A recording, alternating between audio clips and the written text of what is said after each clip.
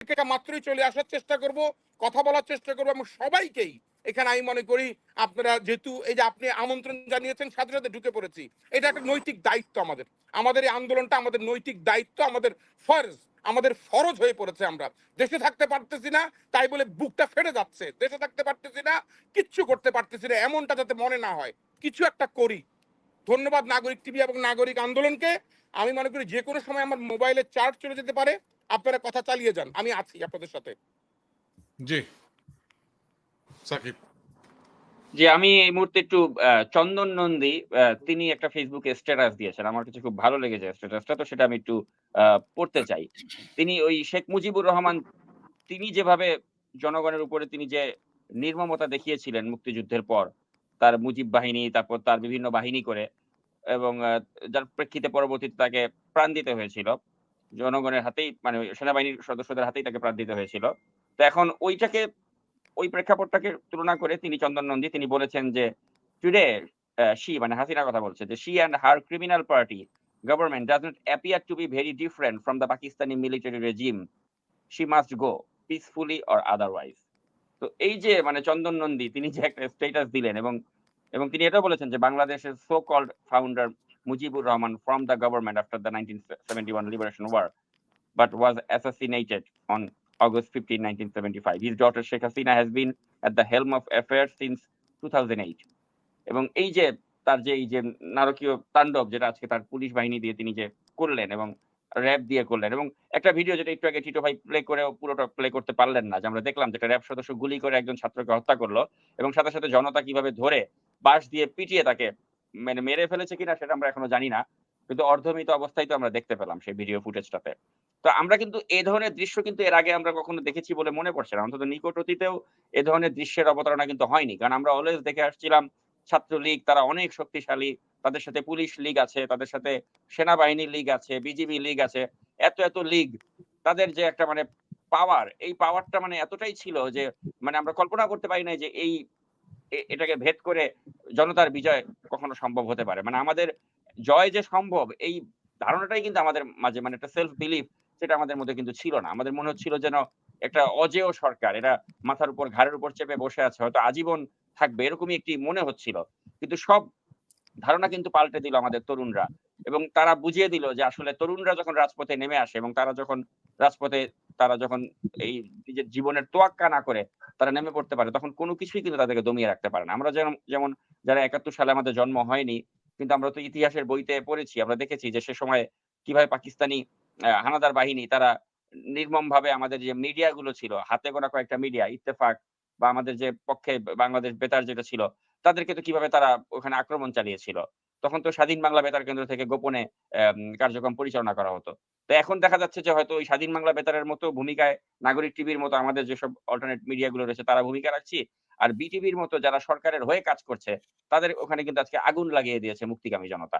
তো অনেকটা ওই ৭১ সালের ফিল কিন্তু আমরা এই ২০২৪ এসে পাচ্ছি, যে যারা জনগণের সাথে বিট্রে করেছে, জনগণের বিরুদ্ধে গিয়েছে, তাদেরকে জনগণ জ্বালিয়ে দিচ্ছে। অনলাইনে কিন্তু অনেক দালালও আছে, অনলাইন অ্যাক্টিভিস্ট অনেক দালালও আছে যারা সরকারের কাছ থেকে টাকা পেয়ে নিউজ করে, যাদের ভাই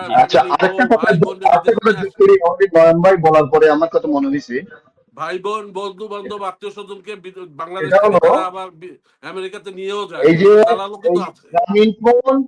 আপনার বাংলালিংক, বিটিআরসি, রবি ছাড়াও আরেকটা আমি ছাত্রদেরকে অনুরোধ করব, আন্দোলনকারী জনতাকে অনুরোধ করব, আরেকটা ইম্পর্টেন্ট জায়গা, এই শয়তানের বাচ্চা, এই যে ভারতীয় হাই কমিশন, এদের প্রতি নজর রাখতে হবে।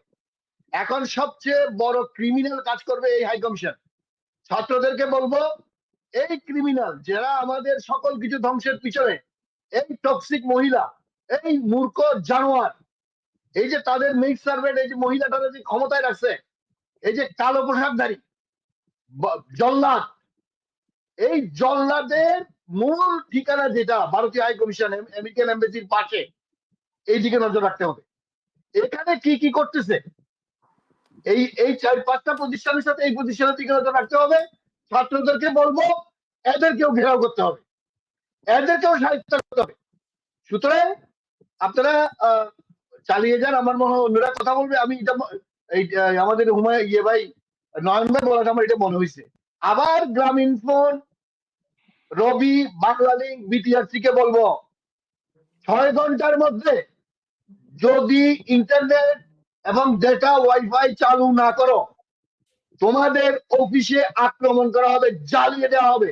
তোমাদেরকে বাংলাদেশ থেকে ভবিষ্যৎ সরকার আমাদের ছাত্রদের বিরুদ্ধে অবস্থান নেওয়ার কারণে, জনতার বিরুদ্ধে অবস্থান নেওয়ার কারণে বাংলাদেশ থেকে তোমাদেরকে বের করে দেওয়া হবে। অবিলম্বে নেটওয়ার্ক চালু করতে হবে। ধন্যবাদ। আচ্ছা, সাংবাদিক ভিডিও দেখাতে চাই যেটি আপনি পাঠিয়েছিলেন। সেই ভিডিওটি হচ্ছে যে সেনা সদর থেকে ট্যাঙ্ক বের হচ্ছে। সো এই সম্পর্কে আপনার কাছে কি তথ্য আছে, আমরা আমাদের দর্শকদের জন্য একটু বলতে পারি? আমরা এপিসি ট্যাঙ্ক না এপিসি টিটু ভাই? ট্যাঙ্ক বের হয়েছে ক্যান্টনমেন্টের থেকে। এপিসি উপরে কি মেশিন গান মাউন্ট করা?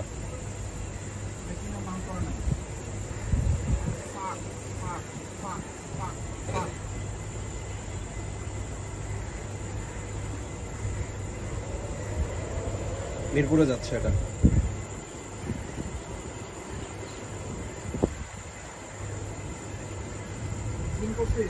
মোর দেন 10 vehicles। হ্যাঁ, জুম করা দেখা যাচ্ছে। 10-15টার উপরে গাড়ি যাচ্ছে।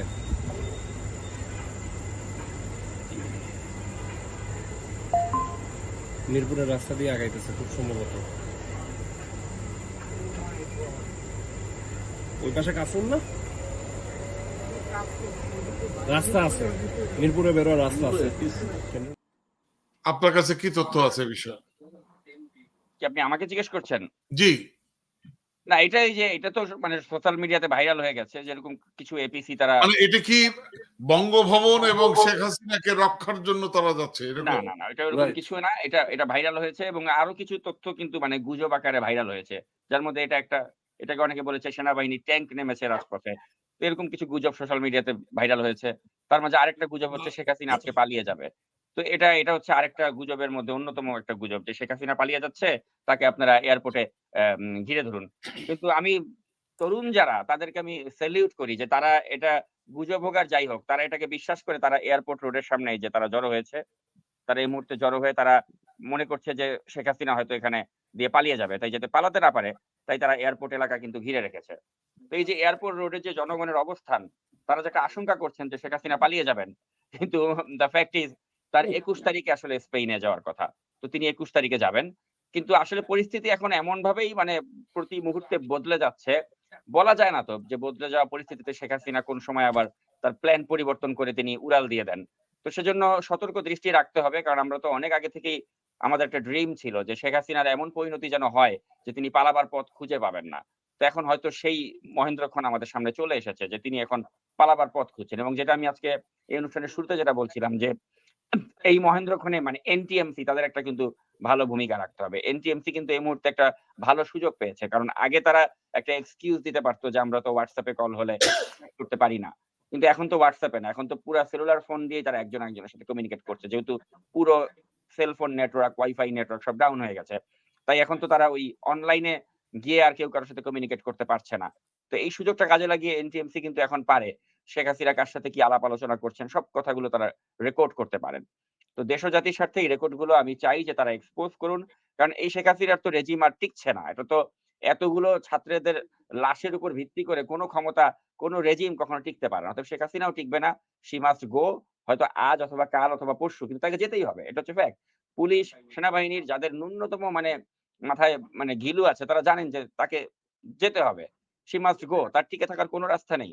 তো এখন এই শেষ মুহূর্তে তিনি কি পরিকল্পনা করছেন, তার কনভারসেশন কি, এগুলো কিন্তু যখন তার পতন হবে জনগণ কিন্তু জানতে চাবে তিনি গণভবনে বসে শেষ মুহূর্তে কি পরিকল্পনা করেছিলেন, তার দূরভিসন্ধি কি ছিল। তো এই কল রেকর্ড গুলো আমি মনে করি একটা ইতিহাসের সাক্ষী হয়ে থাকবে। তাই আমি এনটিএমসি সদস্যদেরকে বলছি, আপনারা যারা আছেন তারা যদি পিঠ বাঁচাতে চান, তারা এই কলগুলো রেকর্ড করুন। আপনি রেকর্ড করে একটু সবাইকে শোনাতে দেন। হ্যাঁ, আপনি বলেন তারেক, বলেন কি বলছিলেন বলেন। আচ্ছা, আমি বলতেছি সারা বাংলাদেশে যত প্রবাসী বিশ্বতে আছেন সবাই ওই দেশের রাষ্ট্রকে অবগত করেন বাংলাদেশে ইন্টারনেট বন্ধ করে দিয়ে গুম করাচ্ছে, গুলি করছে সাধারণ শিক্ষার্থীদেরকে এবং রাষ্ট্রকে তারা হত্যাযোগ্য করানোর উদ্দেশ্যে এই ধরনের ফায়ার আউট করছে। আমরা বিশ্বের সকল রাষ্ট্রপ্রধান মানবাধিকার কর্মী সবাইকে দৃষ্টি করছি দ্রুত বাংলাদেশে ইন্টারনেট চালু করার জন্য আপনারা চাপ সৃষ্টি করেন। এই চাপ সৃষ্টি না করলে ছাত্ররা একটা বড় ক্ষতির মুখে পড়ে যাবে। অনেকগুলো মানুষ আজকে মারা গেছে, আরো অনেকগুলো তৈরি করে রেখেছে। আমরা প্রবাসীদেরকে বলবো, আপনারা যেতে চাচ্ছেন ওই দেশের ভাষাতে আপনারা লিখেন এই ছবিটি, ওই দেশের ভাষাতে আপনারা ভিডিও করেন, ভিডিও করে আপনার যে তারা যেন বাংলাদেশের সরকারকে ফোন দিয়ে চাপ সৃষ্টি করে অতি দ্রুত ইন্টারনেট চালু করে দেয় এবং ইন্টারনেট বন্ধ করে রাখা মানবাধিকারের লঙ্ঘন। মানুষ জানতে পারছে না অন্ধকারের মধ্যে কি হচ্ছে, মানুষ যোগাযোগ করতে পারছে না, মানুষকে যোগাযোগ শূন্য রেখে ইচ্ছা মতো